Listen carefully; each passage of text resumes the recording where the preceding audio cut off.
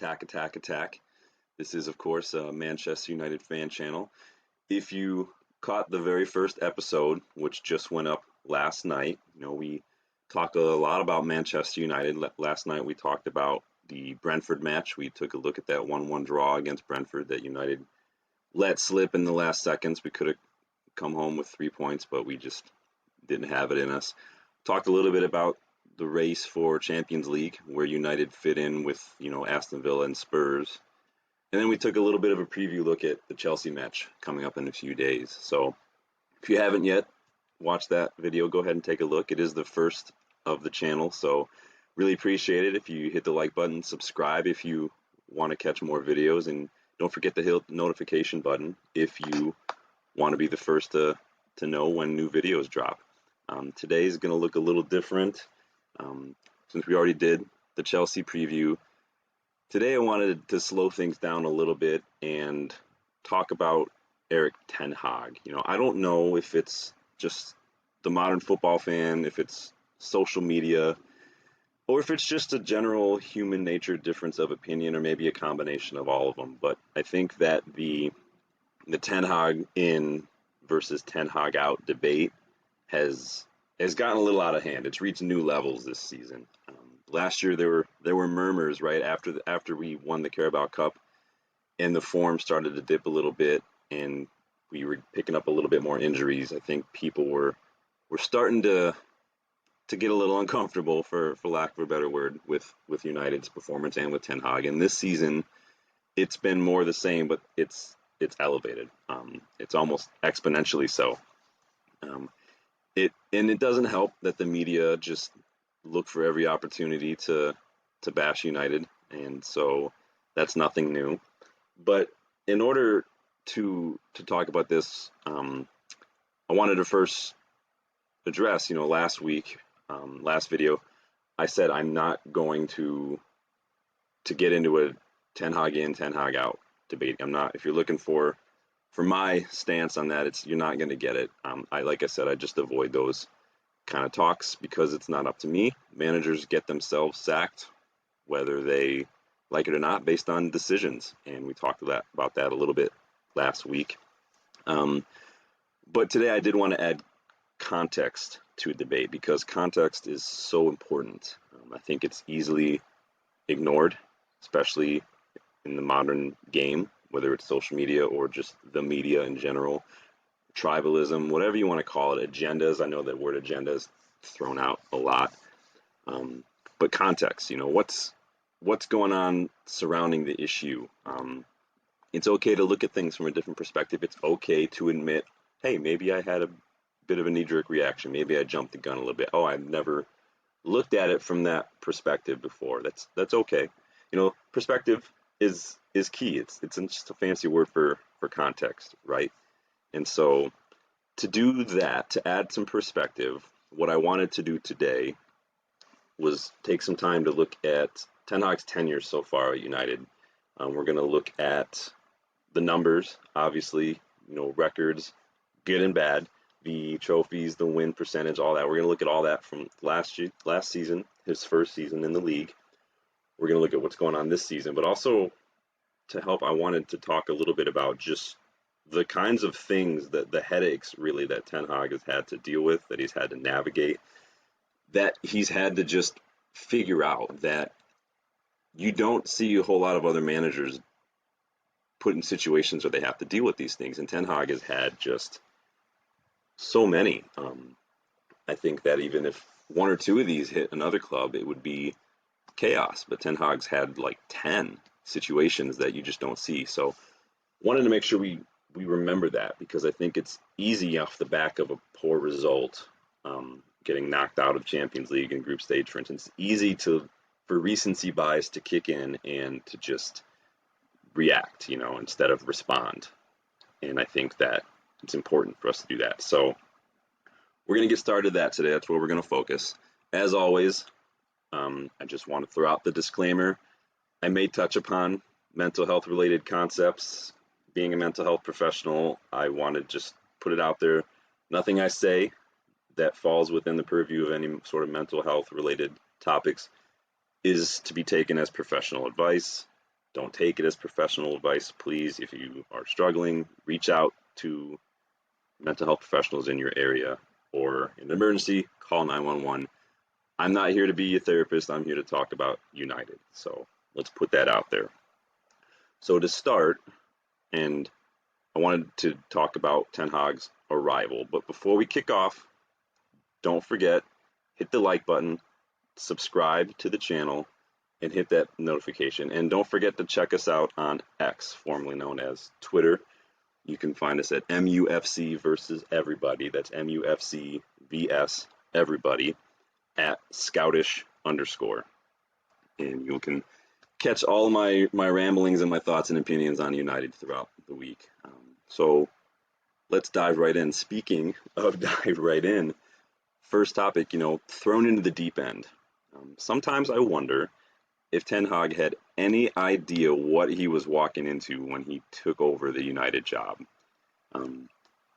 It's kind of academic at this point to say that United have struggled in the decade since Sir Alex Ferguson, the greatest manager of all time, by the way, retired in 2013. But I think that in that decade, there were some highs. Europa League, FA Cup, Carabao Cup. We've gone to a couple finals as well. In that time, there were ups and downs. But I think that what Ten Hag walked into following the 21-22 season was probably the lowest that we've been in so many ways, not just in just the atmosphere, the feeling, the mood, the morale, but statistically as well. Ollie was sacked. Obviously, Ole Gunnar Solskjaer did not last the season. We had a couple of really, really bad results.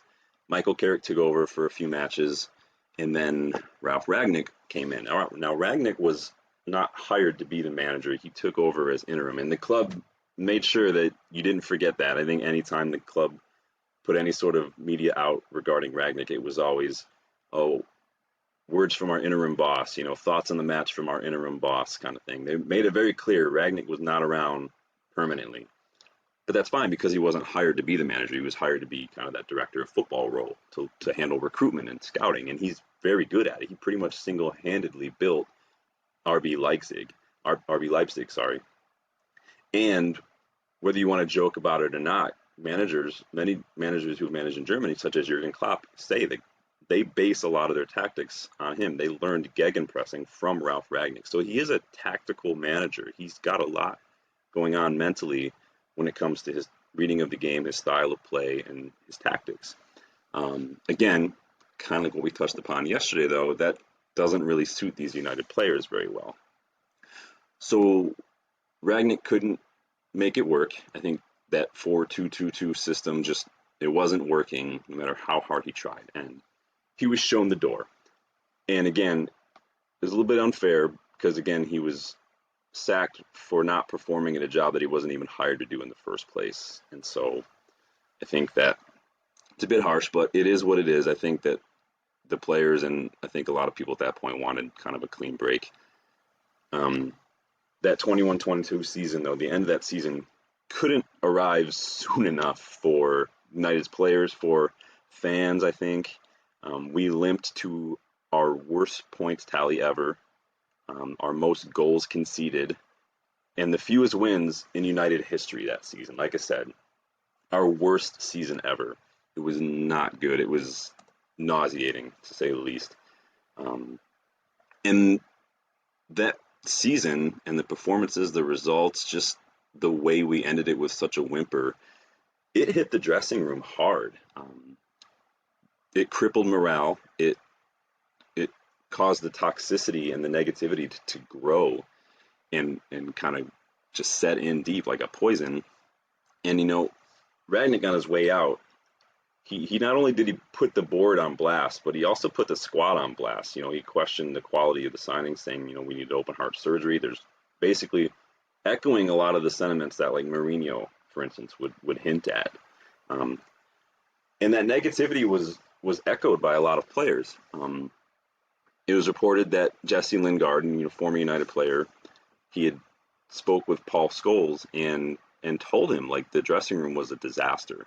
I remember Erik Bailly Was he accused United of favoring English or British players? I forget what the wording was exactly there, but yet another player just not in a good place. And I remember Luke Shaw too. He openly questioned United's commitment and the unity in the dressing room, and you could just feel the frustration and the negativity just flowing, seeping from the dressing room like a dense fog of just toxicity. And it affected everybody, I think. The fans were just, I mean, speaking as a fan myself, we were just not in a good place at the end of the 21-22 season. And I think that there was hope, but also just not a whole lot of hope. No one was holding their breath. And I think that was when we saw really the height of Glazers out movement as well. And that was, again, coming off of the recent Super League announcement and then kind of 180 turn as well. So there's so much negativity going on. And this is the situation that Erik ten Hag walked into. This is a situation that I don't know how many managers would want to take on. So credit to him for seeing that and agreeing to take the post, knowing what he had ahead of him, when a lot of other managers would have taken a hard pass. And managers have taken a hard pass on United in recent years. So he had to come into that. He had to get to know his players, bring in a coaching staff, and check out, United's recruitment setup, basically, which, as far as recruitment setups is concerned, I don't know if you guys watched The Office, the American version. I imagine when he walked into a recruitment office, it was like when Dwight showed Daryl the gym that he had built and he put together at the office building, right? What was it called? Dwight Schrute's Gym for Muscles. There was like buckets with gravel, and there was like sheet metal with shears for cutting. Remember that? That's kind of what I picture in my mind when he comes from Ajax, which is like Planet Fitness or Lifetime Fitness or whatever, and then you go to United's. And this is what he walked into, and this is all before he even took on the first transfer window. And then reality comes at you pretty fast. United's piss poor transfers and recruitments and scouting policy is well documented, and it has hindered us throughout the years. If he wasn't already aware of how inept United are when it comes to recruitment and transfers, I think that first transfer window must have hit Ten Hag pretty hard, like a slap in the face. It wasn't an easy fix. There was a lot going on, again, open heart surgery. And I think that when managers come into situations like that and there's not enough time, considering how much recruitment was needed to fully implement things, I think any manager is probably going to want to maybe look at players they've already worked with before. We see it Mourinho, when he's worked with Nemanja Matic, the guy brings him everywhere. He just follows him around. And, Rafa Benitez has done it in the past. A lot of managers do it. Conte did it with Perisic. It helps kind of bridge the gap a little bit between unfamiliarity with the players, players unfamiliar with the tactics, and makes it a little simpler. So it's been used as a stick to beat him with, but I think that it's, when you really deep it, it's not that unheard of, and I think it makes sense. Nobody has a problem when everyone else signs Ajax players. It's always, Ajax, they produce talent. It's a talent factory, Frankie de Jong, Matthias de Ligt, all these guys. But when Ten Hag does it, and by circumstance he was Ajax manager, it's all of a sudden like he only signs players that he knows. It's a bit of a double standard. But it still stands to reason. Ten Hag tried to hit the ground running, identify players he knew. He wanted Frankie de Jong to help our weak midfield. We had a weak midfield. This was pre-Casemiro. This was McFred throughout the last few years before that. And he identified Lisandro Martinez, who, by the way, Arsenal also wanted, and we beat them to him, and Antony. I like to think, and maybe this is just me being the romantic or me being naive, whatever you want to call it, or me just in denial, whatever you want to call it. I'll hold my hands up. Antony, I don't think, can do it in the Premier League. I didn't jump the gun like a lot of fans did last season. I wanted to give him see what he could do this season. I just don't think he has it in him. Obviously, he doesn't have a right foot, although he has scored a couple of winning goals with his right foot. I know the goal against Liverpool in the FA Cup, and I want to say, but I could be wrong. Correct me if I'm wrong. That goal against Barcelona in the Europa League last season was his right foot too. Um, but that being said, no right foot. He's not very fast. He goes to ground too quickly on his tackle. It's like his instinct is to go for a slide tackle, and 9 times out of 10 he misses it, and he's just taken himself out of the match. No one's done any checkers on him, no one's spun him, no one's megged him or anything. He's just slides in, completely misses it, and he's gone. It looks like a dog rushing around the corner to go get her food, and they just keep sliding on the hardwood floor. It's a bit cringe. So Anthony needs to go. The problem with Anthony is he's expensive, and he's probably on a lot of wages. I think that Anthony was a project that Ten Hag started at Ajax, and he wanted to finish and develop him further at United. I think Ten Hag thought that he could handle it. Obviously, you never know how a new player is going to perform when you sign him. It's easy to look back now with hindsight and say, see, flop. But at the time, how can anyone know that? You're not guaranteed. It's a risk.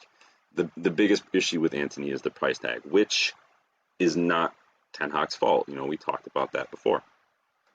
Going back to De Jong, United's negotiators spent the better part of the summer chasing De Jong, but they just returned empty-handed. It was pretty much a wasted effort. It seemed like they just wanted to take some time off and hang out in Spain for a little while. So no De Jong, but we still need to help in midfield, which you spent all summer chasing De Jong. It seems like you're prepared to spend money, but then we get Christian Eriksen for free, who had spent that summer training with Ajax, former Ajax player a while ago before Ten Hag was there. And again, free signing. Hey, don't get De Jong, but here we can show you something in a Christian Eriksen for free. Remember that guy? Yeah.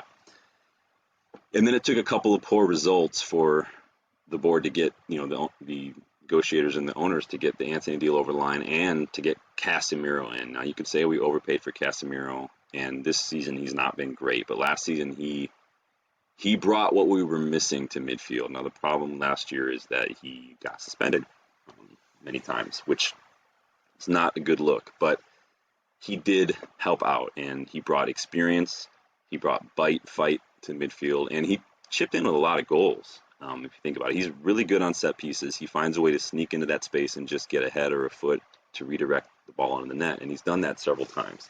So let's not pretend like he was a flop. He's not a flop. He's Casemiro. He's probably one of the best, if not the best, defensive midfielder of the last decade or so. So let's put a little respect on his name. Again, I've seen people talk about Anthony's transfer fee, but you have to also remember, the biggest thing I've seen people, he's 85 million. Ten Hag spent 85 million. Ten Hag didn't spend 85 million. This isn't a video game where manager mode, where you make all the decisions. Ten Hag's had to make more decisions at United because we have no recruitment staff and no policy whatsoever. So he's had to come in and do that. And no manager should have to do that. It's not the way you do things in the modern game, but he's had to do it. And we talked a little bit last time about his talent ID being what it is, but he didn't spend 85 million on Anthony. He identified Anthony earlier in the summer at June, and at that time Anthony was 35 million. United, being United, waited and waited and waited 2 months. This was 2 months mining until August. The season's already started, to basically say, oh yeah, we forgot about that Anthony guy. Ajax were like, season started, it's 85 million now. And what are you going to do? You're going to go back and tell Ten Hag, hey, that winger that you wanted 2 months ago that was this price? Well, we forgot about that, and now he's more than double the price. So do you still want him? Because we don't know if we want to spend that money. What is Ten Hag supposed to do? It's the winger he wanted. You can rate him or not. That's really not beside the point. The point is this is who the manager wants, and if you're going to back him, back him. But because we waited, not because Ten Hag identified an 85 million pound player, because we waited, Anthony cost 50 million pounds more. And that could have been another player, could have been another 2 players with some actual scouting, and that was just kind of, it put down kind of a marker for what to expect. We did end up with both. Casemiro and Antony, but the delay again saw us overspend. And the biggest problem with the signings is not the money, because that's not on the manager, right? The biggest signings is that so many of our signings come in late. They miss preseason. They miss all of that. Some of them miss the first few matches of the season. And when you have such a tactical manager, you need time with these players. That's why Ronaldo didn't start, right? When Ten Hag arrived, because he missed preseason. Casemiro didn't start right away. People say, well, he still chose McTominay because Casemiro didn't have preseason. Ten Hag didn't know what to make of him yet, didn't know how to implement him yet. Casemiro needed to get up to speed with the rest of his teammates. This is pretty normal. You don't buy a player and then the next day toss him into a match. It's not how it works. That's a quick way to drop points. But again, we waited and we overspent and they didn't have preseason. And this is a common issue for United. And these are the people that are in charge of the transfers for the biggest club in the world, by the way. So sometimes I wonder, I love to know what Ten Hag's thoughts were before and after that first transfer window when he was here. I mean, he's probably looking around like, is there a receipt somewhere? And probably thinking something along the lines of, I could have gone to Dortmund. Like, who knows? That was a horrible Ten Hag impression. It was like a Schwarzenegger mixed with a Ten Hag right at the end. We'll just never speak of that again. So moving on. Speaking of players who were not part of the preseason, again, coming back to Ronaldo, Ten Hag inherited, probably one of the strongest personalities in football. So sorry, Jose Mourinho, it's a tight battle, but I think Cristiano just edges that. Ronaldo returned to United a year prior, and many fans, including myself, were over the moon when he returned to the Old Trafford pitch, scored a brace against Newcastle. I mean, what's football without a bit of romance? Nostalgia even. They say, never go back, but I don't think any United fan was thinking that at all in that game against Newcastle. Fast forward a year, though, and the story takes a very, very different turn. Again, Ronaldo missed Ten Hag's first preseason at the club to deal with family issues. I think, he and his wife lost their newborn daughter, and that is totally fine. I don't have any problem with players missing time for that. I think family comes first in that regard, and you take that time. But it doesn't change the fact that you missed preseason. You're not match fit. You're not sharp. And yeah, Cristiano Ronaldo can look itself in the mirror and say, look at me. I'm totally fine. I'm ready to go. I'm the best player at this club. That's fine, but it doesn't matter. He missed a preseason, and no one's going to begrudge him why. But no preseason means not match fit, and you need to get up to speed. And Cristiano, being Cristiano, did not like that, if you can believe that, right? In that situation, some players, I would argue maybe more professional and humble players, might have said, yep, I need to get fit. I'll do my best and I'll be back and available as soon as possible. Not CR7. I think he's, used to being the main guy and being frustrated with not being the main guy under Ten Hag, because Ten Hag treats everyone the same, when it comes to standards. Dutch managers tend to be very system over player focused. And when he's not the main guy, Ronaldo chooses to be petulant and let's say emotive on the pitch. I remember a game where Greenwood and Rashford were trying to find him, and the crosses just kept going over his head, and he looks at Ollie, I think was the manager at the time, and he just goes, like, you could tell he gets frustrated when he walked off. We refused to come on against Spurs. Like, he's an emotive guy, right? He's a big personality, like I said. So all this culminated with this explosive interview with Piers Morgan, of all people, where Ronaldo bashed his teammates, bashed his manager, bashed the owners, and bashed the club in general, which is, in a sense, bashing the fans. Now, a lot of people will argue, well, Ronaldo was let go. He's forced out for putting the owners on blast. Well, first of all, you're picking one part of the interview and focusing on that. Second of all, he didn't say anything about United's ownership and the state of the facilities that we didn't already know. That hasn't already been talked about by guys like Gary Neville, any other fan channel, the media, whatever. This is already well known, academic at this point. it's easy to ignore all the negative stuff when there's an ounce of that positive truth in there. But you don't bash your manager. Roy Keane was let go for bashing his teammates in a video. You won't be able to find the video anywhere, but was following a match, he bashed his teammates, right? It's just the way it is. You don't bash the manager. You don't bash the owners. I mean, we all do it, but we're not players. If you bash your boss, you're going to get fired. It's the way it is. It happened to Jose. He spoke out. He's gone. Ragnick did it. He was gone. It's going to happen. And so the interview released while Ronaldo was on international duty with Portugal, by the way. So he's far away from Ten Hag when this comes out. So far away from the firing line or any sort of a hair dryer. I don't even know if Ten Hag uses a hair dryer. Maybe he uses it on his beard. Make of that what you will.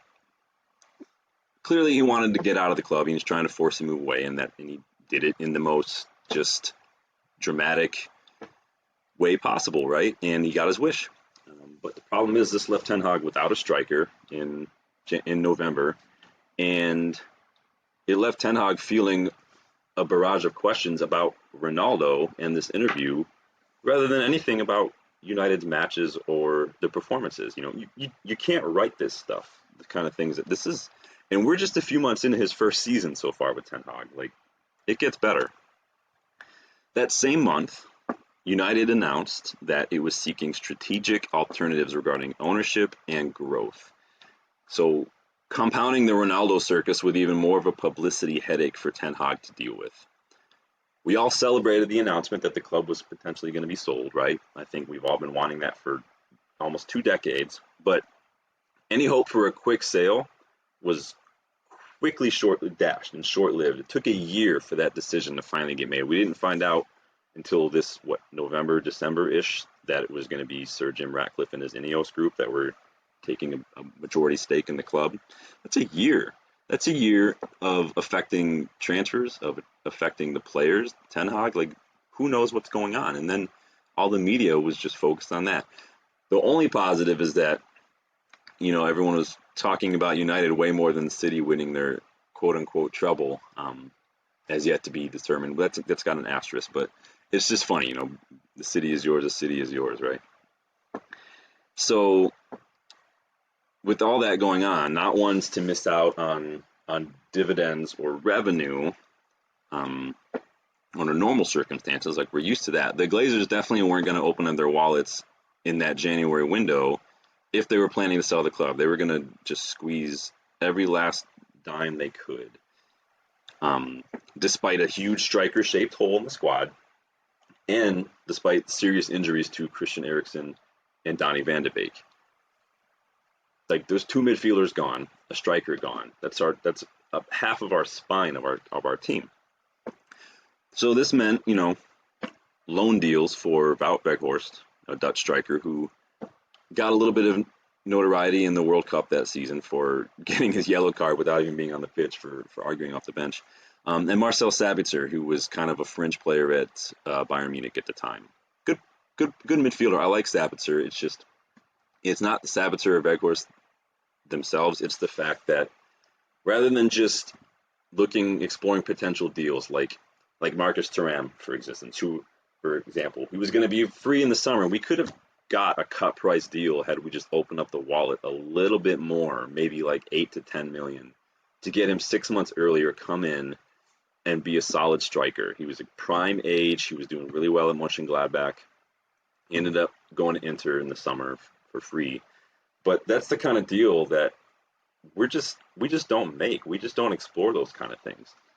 And even Ten Hag kind of voiced his disappointment with the lack of support in January. He said, many clubs strengthened in January. We didn't. And, I mean, say what you want. Oh, he spent this much. But the point is we had 3 first-team players out, 2 with injury. 1 decided to throw a fit and leave. And we got a lone player who didn't score a single league goal for us.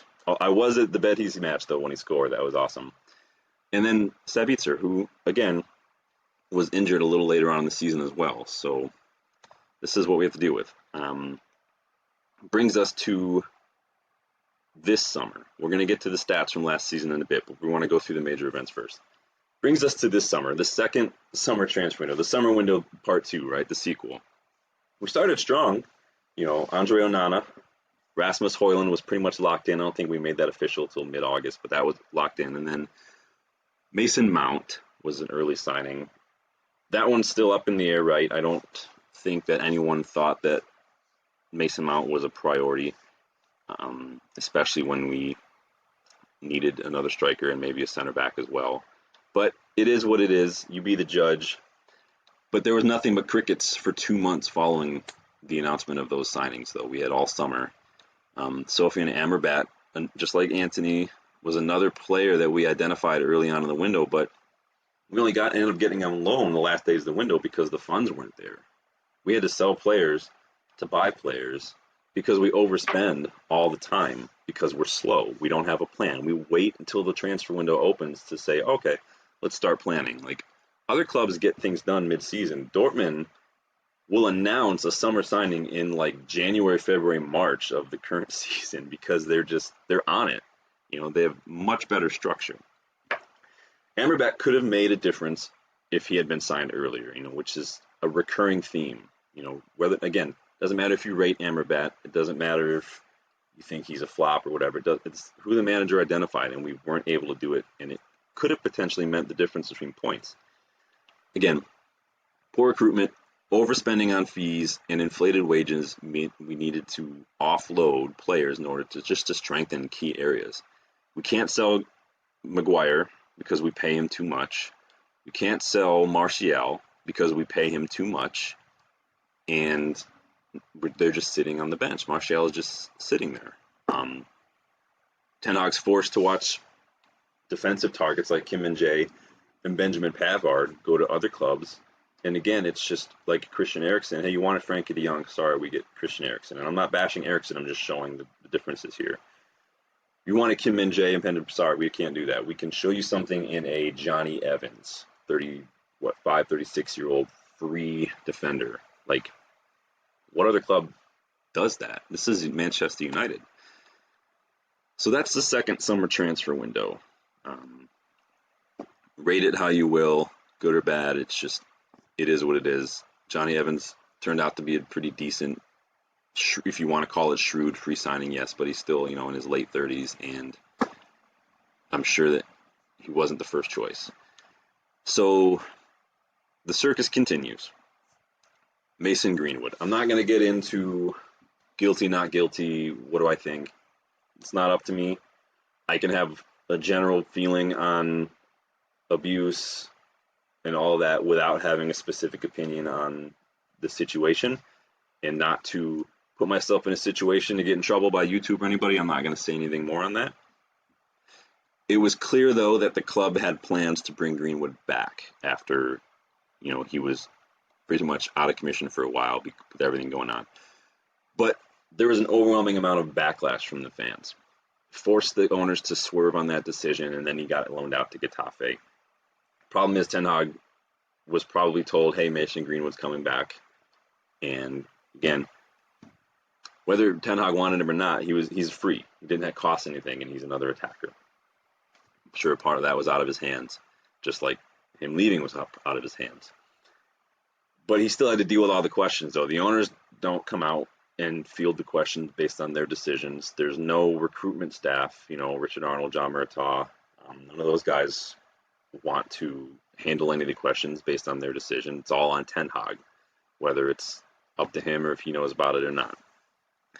Then you get Jadon Sancho. So United were beaten by Arsenal early in the season, and a much closer match than the scoreline would lead you to believe, by the way.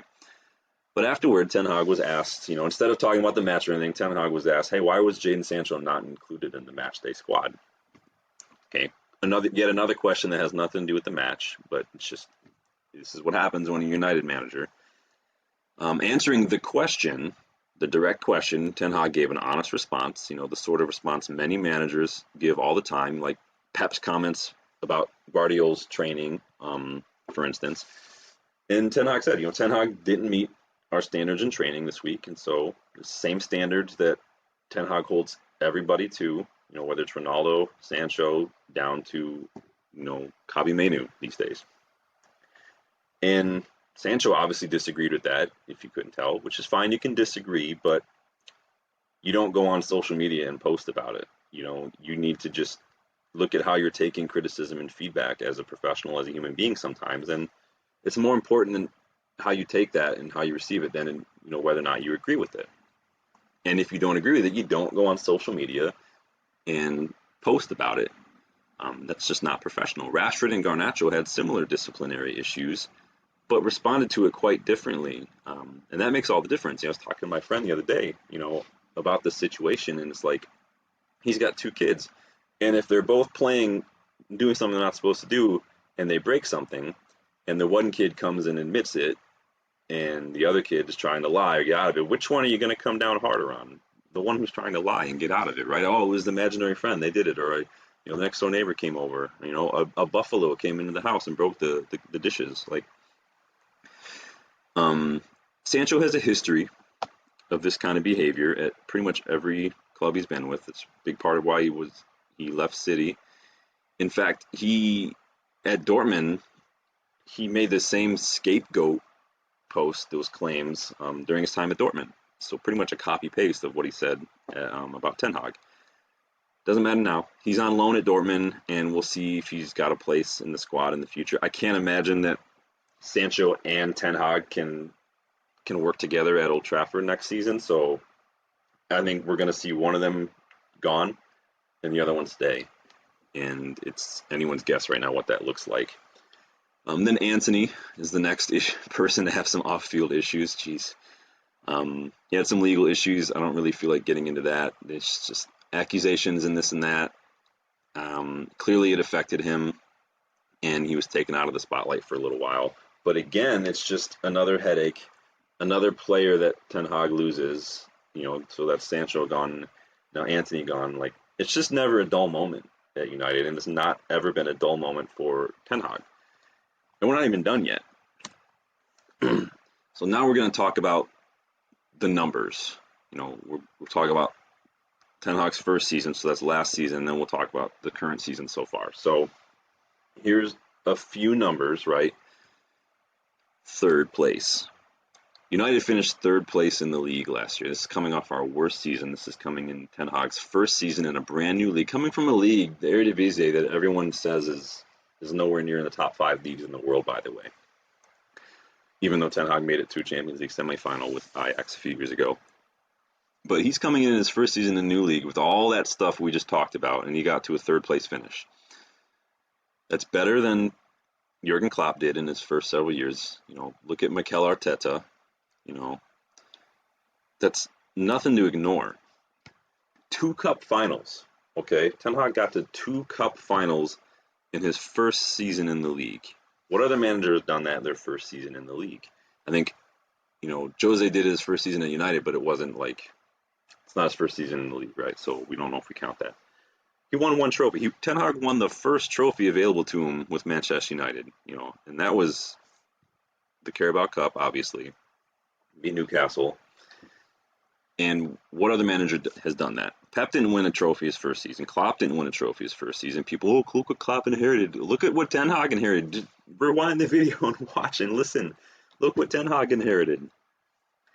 Everyone wants to bash United's players. Rashford's crap. Marcus Rashford, Oh, Maguire, he's a fridge, slabhead.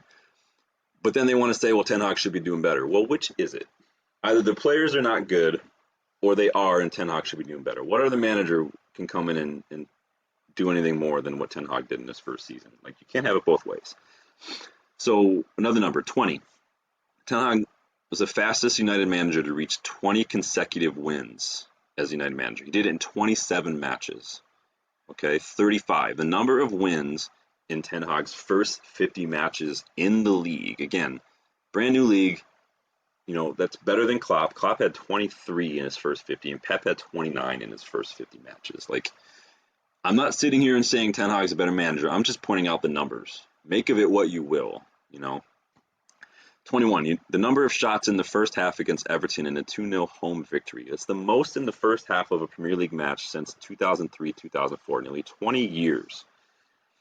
27, Old Trafford became a fortress again. 27 home victories in Ten Hag's first season, tied the United record for most home wins in a season in all competitions in 20 years. That is a big deal. How are people forgetting these things? Like, do they just not pay attention? Or again, is it like human nature to only focus on the negative, only focus on things that spur us to change and make adjustments and need to be addressed? Like when things are going well, we're like, cool.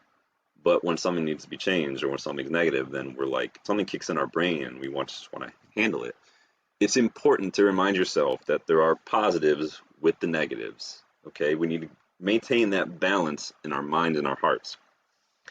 23 goals from substitutes, split between 8 players. So the people who want to hit Ten Hag with his in-match decision making, his substitutions, not been good. Last season, we scored 23 goals from substitutions alone from 8 different players. That's a big deal. Clearly, he can see when things need to change, and he knows what to do to make a change and make an impact.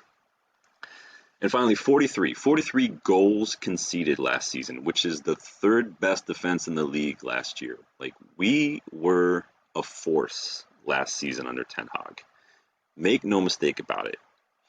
Got to the quarterfinal in the Europa League, FA Cup final, Carabao Cup final, won the Carabao Cup. 3rd place finish. Big deal. Bigger deal than people want to admit. So I want you to remember everything I just said, all the positives, because right now we're going to talk about this season and what's been going on this season, and it does not make for good reading. We have a lot of unwanted records and a lot of bad numbers. Numbers can be good and bad. These ones are not good, so this is going to be hard to get through this. Unwanted records. So United this year, we conceded 15 goals in the group stage of the Champions League. It's more than any other Premier League side has ever conceded in the group stage, and this is according to Opta stats. This is the first time in United's history that we've lost the first 2 matches of a Champions League campaign. Not good. Not good at all. I was at that Galatasaray match in October. That was gross. First time we've conceded 7 goals in our first 2 Champions League matches. That's ridiculous. Nearly half of the goals we conceded in Champions League came from our first 2 matches. Not okay. And we are the first English team to lose to Galatasaray at home in over 100 years. 117 years. There were Galatasaray fans all over the stands. They were keeping me up at night, walking around Manchester and Salford, just all night, cheering, yelling. That was unbearable. And get this. So I flew out the next day. I flew back to the States after that match, and my cab driver from the airport, huge Galatasaray fan. So that you can imagine how fun that cab ride was, right? Against Bayern Munich, first time in 28 years, United conceded 4 goals in a Champions League match. I mean, it's Bayern Munich, so how hard can you be, given what they are? But not a good look again. The losses to Brighton, Arsenal, and Bayern Munich made it the first time since 1978 that United conceded 3 goals in more than 3 consecutive games. Leaking like a sieve this season defensively, and injuries play a part, but defense starts up front and then goes to midfield and then goes to defenders and your keeper, and it's just not been good enough, right?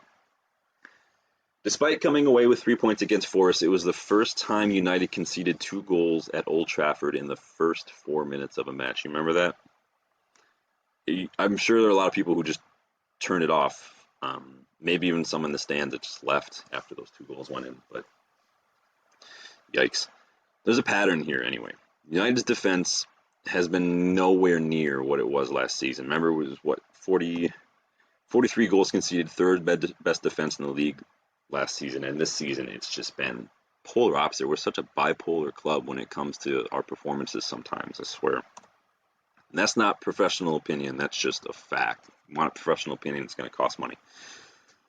So, with all this said and done, a lot of rival fans, and even some Ten Hag out United fans, they'll accuse me of making excuses, right? But providing context is not making excuses. It's just adding a bit of reality, a bit of truth, a bit of balance to an argument. And again, like I said, that's key to all walks of life, not just football.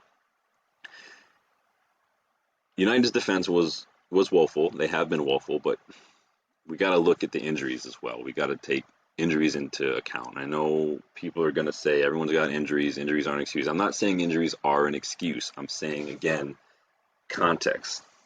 Lisandro Martinez. Lost him towards March, April last season, that broken metatarsal injury. And he came back early this season and did not look good in our Champions League, especially. You could tell something was still off. Turns out it wasn't healed all the way, and he had to go back. Came back, injured again. People will say, oh, he's injury prone. Nope. West Ham player, was it West Ham? Yeah. Fell on his leg. These are impact injuries. You can't really do anything about that. But when you want to play out from the back, and when you identify a player like that for your system, losing him makes a big difference. Again, what we spoke about yesterday, losing a key part of your playing out from the back system, which is your keeper and your defenders, and then you have to go back to the defenders who can't play that system. It makes sense that the results start to dip off a little bit. We have no left backs. Tyrone Malacia's got this mystery long-term injury, and Luke Shaw's injury record is a worry. I think left back, and I've said it for months now, left back needs to be one of the priority positions, and we can't rely on Shaw. I don't know what's going on with Malacia. No one seems to know, but we need a left back, and one who is first team quality, who we might in a year's time look at moving to the starting 11 and maybe listening to offers for Shaw. Shaw's been here a decade now, and he's been injured for a big part of it. And it's not contact. There was his first injury, yes, broken leg, contact injury against PSV in Champions League. I get that. But since then, it's just been these niggling little just muscle injuries that just don't seem to go away. And it needs to be a consideration. It needs to be a priority, and we need to be scouting left backs now. We can do a list in another video about priority positions and my ideal targets, because I have plenty. I do have some PFSA and FA talent ID. I've got level 1 and 2 with the PFSA, level 1 with the FA. I've got a data analysis from the PFSA as well. I do enjoy scouting. I do enjoy watching other leagues. I watch Belgian league, Dutch league. I watch some Argentinian league, some Brazilian league. There are a lot of good players out there. And so I think we could spend some time on that in the future. But for now, let's get back to the injuries. So we had to play Amrabat at left back. So this is a guy that we waited all summer to get. No preseason, missed out on a couple matches. And instead of playing him in his preferred position, which is a midfield where he can progress the ball, we stuck him at left back because we just didn't have a choice. Ten Hag is very much, again, a system manager. He needs to play off from the back. He needs specific profiles of player to do that. We've had 11 different center back pairings this season, which offers no consistency, no familiarity, no stability in a back line that's supposed to be playing out from the back. I think Evans and Varane have been our most used partnership, and they've only started 6 matches together. That's only 21% of our matches so far this year. That's no bueno. And I just heard today, about an hour or two ago, that Licha and Lindelof are expected to be out for a month now due to injuries. I think Martinez, picked up something in his calf in training, and Lindelof did his hamstring, I think, against Brentford. And now they both look like they're out for a month. So I think Evans was taking a break. I'm not sure where he's coming from. Varane is talking about his body in the last few days and how many, heading the ball, and he knows that he's messed up his body a little bit when it comes to head injuries. He said he doesn't let his kid head the ball. So, and then I think, Varane was taken off as a precaution as well against Brentford. And so we're looking a little thin again.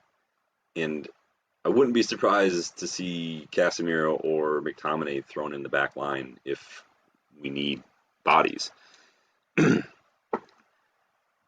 So getting back to the numbers, so we've had 11 different center back pairings. Ten Hag's starting center back partnership has finished the game in just 9 out of our 28 matches this season. That's 32%.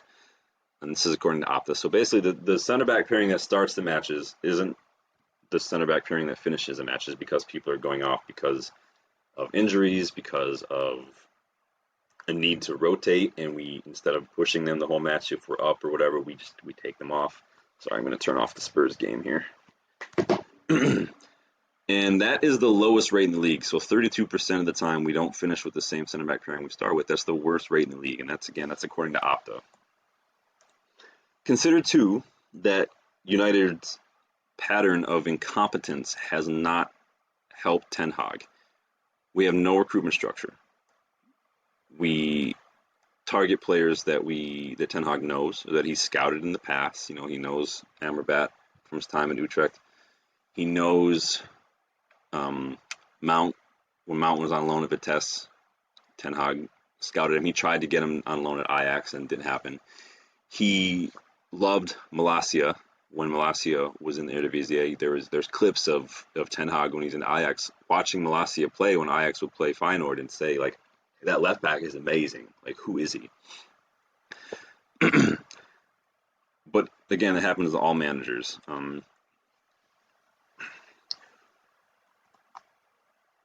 So this season, some people will say, you know, we overachieve last season? Was third place, 2 cup finals, a Carabao Cup trophy, an overachievement? You know, despite the impressive run of wins, especially wins at home, and our impressive defensive record, you know, I've seen a lot of fans argue that we overachieved. And to a degree, I would agree with that. This season, yeah, it even adds a little more context to that. You know, you can say that we've regressed to the mean. Maybe last season was a bit of a spike, and we're now kind of balancing out. But you could also say that Ten Hag is a good manager who navigated a myriad of headaches and setbacks that weren't of his own making last season. Either way, overachieving or not, he still achieved last year. You can't take it away. He still did what he did, in spite of all the things he had to deal with. This season, we have definitely seen a drop-off, and there's no excuse for that, and it needs to do better, not only from Ten Hag, but from players. Ten Hag's got a responsibility as well, but it's anyone's guess. You know, it's easy to point fingers. It's just hard to know which things are the right things to point it at. So this season, you know, we are seeing a dip, but are we still overachieving? We've been poor, and our goal differential is not great. Our goal differential is never great, but we're still 6th with an outside chance at a Champions League spot. I mean, you'd watch us play and then go look at the table, and you're like, wait a second, how is this equal to this? How did that team? How is that team in 6th place right now with a chance to get Champions League next season? Like, is it the league is not good? Is it just everyone in that 5th, 6th, 7th, 8th spot is not good? I mean, the points difference is not that great between like 5th and down to like 10th or 11th. If you look at the XG table, I think there's an XG table out there. I think United are technically in like the bottom half, right? Would we even be having this conversation about expectations and what's good versus not and what's good enough if Chelsea weren't doing what they were doing? If Villa and Spurs weren't doing what they're doing? Is this even a conversation we'll be having? United still have a shot at the FA Cup, and there's still time left in the season to make a late push for that Champions League spot. However, I will be the first to admit it's not dramatic or knee-jerk to think that Ten Hag's future at United kind of teeters on a knife's edge right now, and a few more bad results or being knocked out of the FA Cup by Coventry before making it to a final could very well see him sacked. Louis van Gaal won the FA Cup and was sacked literally the next day. You know, Wayne Rooney, you know, has come out and talked about, like, he was trying to get Van Gaal to celebrate, but Van Gaal was not in a good mood, and because Van Gaal knew he was gone. And again, coming back to what I said earlier and what I said in the last video, it's not about whether or not I'm Ten Hag in or out. The decision will be made. It may have already been made for all we know. It's just, you just hope that everyone does better. What is needed is support, right? You can be critical and still be supportive. You can demand better and still be supportive. People do it with their spouses, with their children, with their friends, their family, their coworkers, whoever. You can still criticize and share your thoughts and reactions and demand better, but you can also still love and support and want people to make changes. There's nothing wrong with that. The two things can coexist. I know it's hard when your emotions are rising and when you want to react instead of respond, but we have to, it's Manchester United, not Manchester divided. We need to unite. We have a part to play in this too. We have a responsibility. I'm not saying it's fans' fault, but we have a responsibility to not buy into headlines, to not knee jerk, to not explode after a bad result or a bad performance and demand that someone gets fired or a player is sold or benched or whatever. We can demand that they get better and support them in that process. Whatever happens regarding Ten Hag, though, whether you keep him or you sack him, that needs to be a part of a plan and not just an isolated decision. You have to have a plan. Keeping him or replacing him needs to be just one step in a longer process, not the process in itself, because if so, then just, what does that say? I don't have a lot of confidence in United. I have a little more now with the people that we brought in, but we'll see. There's a lot of them haven't yet taken a role, right? Ashworth is still up in the air. We've got Jason Wilcox, who, leaving Southampton, reportedly coming to us to do a technical director thing. We've got Barada coming in. He's still on gardening leave. And then we've got, Brailsford, Ratcliffe, Jean-Claude Blanc. All these guys are going to be making moves. They can't make moves mid-season. We've still got stadium plans going on.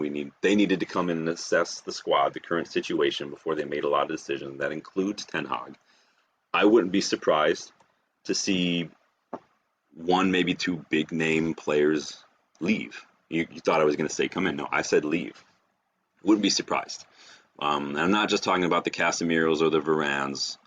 Not even really talking about the Maguires. I'm talking about potentially the Brunos, potentially the Rashfords, and I wouldn't be shocked to see that happen. And it's not because I think those players are poor. Coming back to what I said in my last video, I don't know if they're players that Ten Hag would have signed had he, had the choice, because they're not really suited to his system. I don't know if they're players as we move forward and as Ineos kind of create and develop this philosophy and this culture, if they're players that we want. I think what Rashford has going for him is that he's an academy graduate. He's Manc born and bred, right? He's our star boy. He's not been our star boy this year, but he's our star boy. I mean, he's last year's PFA Players Player of the Year. That's a big deal. Ten Hag helped him do that with his best goal involvement in his United career. But does he want to go elsewhere? I think it's anyone's guess as to what he and Ten Hag's relationship is like. And his body language tells you maybe he's not super happy with the situation. Maybe he's just not happy with himself. Who knows? I wouldn't be surprised to see Bruno show the door in favor of a midfielder who's a little bit more composed, who can take better care of the ball. I know on another channel, everyone goes on with Rick the Red about, that phrase, take care of the ball. I agree with him. We need to take better care. I say it all the time when we're defending a 1-goal lead in the last 5-10 minutes. We need to stop just hoofing it. We need to stop taking risks. We need to take care of the ball. Cycle it. Be boring. Keep it on the ground. Play these high percentage, low risk passes to each other and just move the ball quicker, move it safer, and don't give the other team an opportunity to score. We have players who are not good at that, and that doesn't even touch upon the guys who I don't think maybe are quality enough, like McTominay, for instance. So I think it's going to be an interesting summer. If you want to do a video on ins and outs, who do I want to keep, who would I sell, who would I sign, and get involved with that, I think that would be fun to do. Let me know. This is going to wrap things up for us today. Don't forget to hit the like button, subscribe to the channel, hit that notification bell. Go check us out on Twitter. Again, it's MUFC versus everybody on Twitter. You can find a link with the first video on Twitter. You can also find it on the channel. And I appreciate you guys joining me. Don't forget to leave a comment. Let me know what you think. I love the feedback. Be nice, but again, this is all new to me. And I'm I'm just trying to get better at it. I just love talking about United, like I said last time, and I'm looking for any opportunity to do that. I would love to get you guys involved and hear your thoughts and maybe even have some discussions. Again, disclaimer, nothing that I've said relating to mental health is to be taken as professional advice. Just let that be out there for everyone to know so we're all on the same page, and just keep a lookout for more videos. I'm actually starting to get the hang of this. I hope the microphone was a lot better this time. I think the other mic just, I don't know, it was working fine when I did a couple of test videos, and then it just decided to stop working. So hopefully this was a little better, and I will see you next time. Thank you so much.